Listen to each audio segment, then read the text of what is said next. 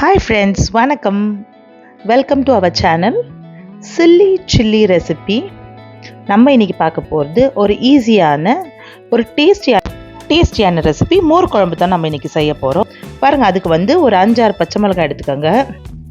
வேணும்னா காரம் உங்களுக்கு கம்மியாக வேணும்னா நீங்கள் கம்மியாக எடுத்துக்கலாம். ஒரு துண்டு இஞ்சி, ஒரு டீஸ்பூன் இல்லை 1.5 டீஸ்பூன் சீரகம் சேர்த்துக்கோங்க.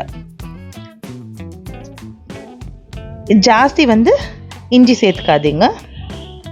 பாருங்கள், இது நல்லா குறைன்னு அரைச்சி எடுத்துக்கினேன். இப்போ ஒரு டீஸ்பூன் ஆயில் சேர்த்துக்கினேன் ஒரு பேனில். நீங்கள் ஸ்டீல் பாத்திரம் எடுத்துக்காதீங்க, வேறு ஏதாச்சும் மோட்டாவாக இருக்கிற பாத்திரம் எடுத்துக்கோங்க. பாருங்கள், ஒரு மோட்டா பாத்திரம் எடுத்துக்கோங்க. பாருங்கள், இது நல்லா வதங்கிட்டோம். இந்த பச்சை வாசனை போயிடணும் நீங்கள் வதக்கும் போதே. அதுக்கப்புறம் நம்ம ஒரு 2 கிளாஸ் தண்ணி சேர்த்துக்கலாம். ஏன்னா மோர் ஊற்றிட்ட பிறகு நம்ம ஜாஸ்தி தண்ணி சேர்த்துக்க மாட்டோம். இது நல்லா தண்ணி ஊற்றிட்ட பிறகு நல்லா கொஞ்சம் கொதி வரட்டும். இது ரியலாகவே ரொம்ப நல்லாயிருக்கும் இந்த ரெசிபி. நீங்கள் வீட்டில் கண்டிப்பாக ட்ரை பண்ணி பாருங்கள். ட்ரை பண்ணிட்டு எனக்கு கமெண்ட் பண்ணி சொல்லுங்கள் இந்த மோர் குழம்பு எப்படி இருந்துச்சுன்னு சொல்லிட்டு. நான் மிக்ஸியில் அடிச்சுக்கின தயிர். அதுக்கப்புறம் இதில் கொஞ்சம் நம்ம தண்ணி சேர்த்துக்கலாம். ஆல்ரெடி நம்ம 2 கிளாஸ் தண்ணி சேர்த்துருக்குறோம். இதில் இந்த தயிரில் இன்னொரு கிளாஸ் தண்ணி சேர்த்து அரைச்சிக்கலாம். பாருங்கள், தேவையான அளவுக்கு உப்பு சேர்த்துன்னு இருக்கிறேன்.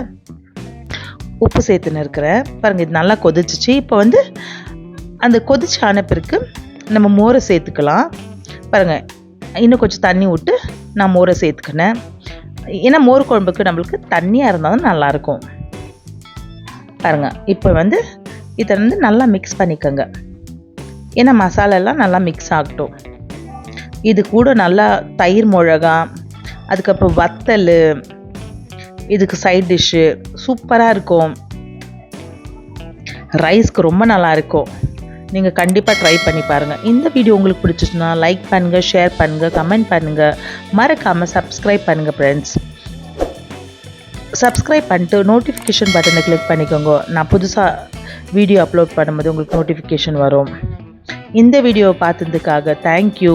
புது வீடியோவில் சந்திக்கலாம். Bye friends.